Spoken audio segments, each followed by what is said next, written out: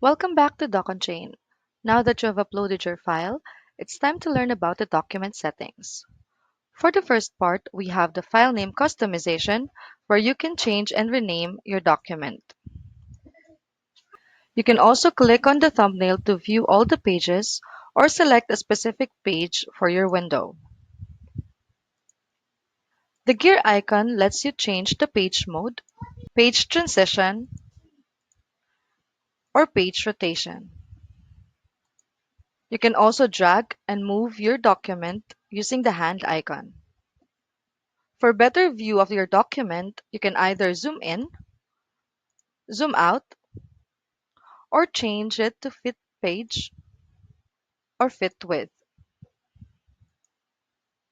That's it for the first part of the document settings. For the next half, please proceed to the next video. Thank you.